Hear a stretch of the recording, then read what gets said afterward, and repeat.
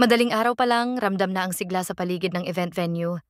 Kahit alas 5 ng umaga pa ang opisyal na simula, mahigit 7,000 ang blooms na ang naroon, sabik na makita at makasama ang kanilang iniidolong bini sa Bini Run Moon 2025. Ang enerhiya ng mga tao ay tila isang concert kahit ang araw ay hindi pa sumisikat.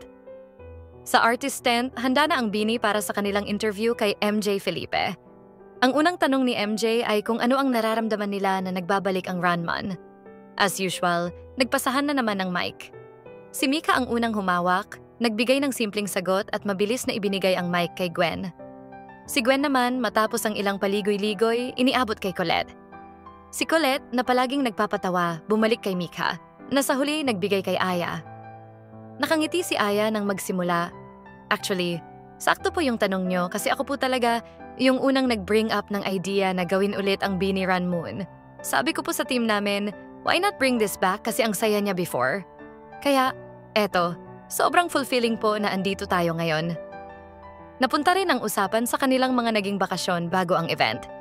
Si Joanna ay nagkwento tungkol sa kanyang pagpunta sa Thailand, habang si Maloy ay masaya sa kanyang surf trip sa La Union. Si Aya ay nag-enjoy rin sa Thailand, at si Mika, gaya ni Maloy, ay nagpunta sa La Union. Si Gwen ay dumaan sa South Korea, habang si Stacy ay nag-explore sa Disneyland. Si Colette ay nagbahagi ng moments niya sa Bohol kasama ang kaniyang pamilya, at si Sheena naman ay nagkwento tungkol sa pagbili niya ng bagong sasakyan. Matapos ang masayang interview, nagtungo na ang bini sa stage para sa warm-up session. Isang lively music ang tumugtog habang sila ay sumasabay sa basic stretches na ginagabayan ng kanilang fitness coach. Nakakaaliw panoorin ang kanilang energetic na aura, lalo na nang magbiruan si Sheena at Mika habang ginagawa ang side lunges. Simula ng takbuhan nang magsimula ang 5 kilometro run, sina Maloy, Aya, Sheena at Mika ang nauna sa starting line. Habang tumatakbo, hindi maiiwasan ang mga masayang hiyawan ng blooms na sumasabay. Sa kalagitnaan ng takbuhan, may isang bloom na nakisabay kay Mika. "Hi Mika! Ako pala si Noel Armstrong." Sabi nito, hingal pero puno ng saya. Mika, na palaging approachable, ngumiti. "Hi Noel! Sabay ka lang ha, pero wag mo akong iiwan sa unahan." Sumunod din si Atilde End at Sit Guevara, na parehong nakipagbiruan kay Mika habang tumatakbo. Sa kabilang banda sa 3,000 run, magkakasama sina Stacy, Joanna, Colette at Gwen. Napansin ni Gwen ang isang grupo ng blooms na sumisigaw ng fighting, kaya't kumaway siya habang tinatakbo ang ruta. Si Stacy naman nakangiti habang nakikipag-usap sa ilang tumatakbong fans. Ang di inaasahang moment sa huling stretch ng 5 kilometro run, biglang bumuhos ang ulan. Pero sa halip na matigil, lalo pang naging masaya ang atmosphere. Ang mga blooms at bini members ay tumakbo sa ulan na tila isang eksena sa music video. Si Aya, na may hawak pang towel, ay tumulong sa isang bloom na nadulas. "Okay ka lang? Tara, sabay tayo." Pagkatapos ng run, kahit basang-basa, lahat ay puno ng saya. Nagtipon ng bini sa stage para sa awarding at pasasalamat. "Maraming salamat po sa lahat ng dumalo," sabi ni Joanna. "Napatunayan natin na kahit ulan, walang makakapigil sa atin." Pagkatapos ng event sa backstage, habang nagpapahinga, nagbiruan ng bini tungkol sa kanilang tumatakbong moments. Si Mika may bagong squad na yata. Biro ni Sheena. Si Noel, Atilde End, at Che Guevara na ang bagong bini. Tumawa ang lahat habang nagpapasalamat sa isa't isa. Isa na namang matagumpay at masayang event ang naidagdag sa kanilang alaala bilang isang grupo. Pagkatapos ng matagumpay na Bini Run Moon 2025, nagpasya ang bini na mag-celebrate kasama ang kanilang team sa pinakamalapit na Jollibee. Basang-basa pa rin ang ilan sa kanila dahil sa biglaang ulan, pero masayang-masaya ang grupo. "Ang sarap ng feeling na natapos natin to, no?" Sabi ni Maloy habang pinupunasan ang buhok gamit ang tuwalya. "Oo nga," dagdag ni Gwen. "Yung energy ng blooms kanina sobrang nakaka-inspire."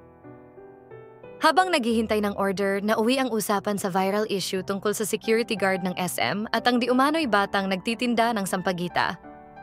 Binuksan ni Colette ang topic. "Grabe yung nakita ko sa news, yung tungkol sa security guard na hinarang daw yung sampagita vendor."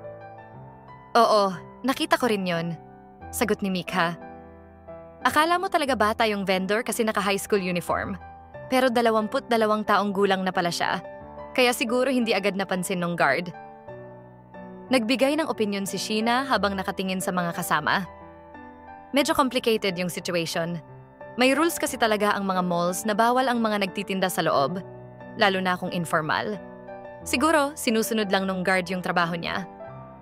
Sumang-ayon si Stacy, pero nagbigay din ng ibang pananaw. Tama naman yon, pero minsan kailangan din siguro ng konting compassion. Baka may pinagdadaanan din yung nagtitinda, kaya napilitan siyang magbenta doon. Tumango si Joanna, pinuno ng grupo at nagdagdag ng balance na opinyon. I think, parehong may valid reasons ang dalawang sides. Yung security guard, ginagawa lang niya ang trabaho niya. Pero on the other hand, siguro pwede ring i-approach yung ganong situations ng mas maingat, lalo na kung alam mong hindi naman siya delikado. Si Aya naman, natahimik lang kanina, nagsalita rin. Sa tingin ko, yung issue na ganito dapat maging wake-up call sa atin lahat. Hindi lang ito tungkol sa security guard at sa vendor, pero tungkol din sa kung paano tayo bilang society magre-react sa ganitong klaseng mga sitwasyon. Siguro mas maganda kung magtulungan tayo na masolusyonan yung root cause. Bakit may mga tao pa rin kailangang magbenta sa ganitong paraan? Tumango si Colette. Tama ka, Aya. Ang ganda ng sinabi mo. At least kung ganito tayo mag-usap, mas naiintindihan natin ang bawat side. Naputol ang usapan nila nang dumating ang mga order. Isang tray ng Chicken Joy, spaghetti at Jolly Hotdog. Natawa si Maloy habang hinahati ang bucket ng manok. Oh, kain na. Baka maubos ko to nang hindi nyo namamalayan. Tumawa ang lahat at sandaling nawala ang seryosong tono ng kanilang usapan. Habang nagsasalo-salo, napansin nila na kahit gaano kasaya ang moment, naging meaningful ang kanilang diskusyon. Pag-uwi. Pagkatapos ng kanilang pagkain, bago bumalik sa van, saglit pang nagpaalam si Gwen sa isang grupo ng Blooms na nag-abang sa kanila sa parking lot. Nagpasalamat siya sa suporta nila at nagbigay ng simpleng reminder. Salamat sa lahat ng pumunta kanina. Grabe kayo ka-supportive. Huwag niyo rin kalimutang mag-ingat palagi at mahalin ang isa't isa, okay? At sa araw na yon, hindi lang tagumpay ng Bini Ranmon 2025 ang nagmarka sa puso ng Bini at ng Blooms, kundi pati ang pagiging bukas ng isipan at puso nila sa mga isyong napapanahon. Isang patunay na sa kabila ng kasikatan, may malasakit pa rin sila sa mga taong nasa paligid nila.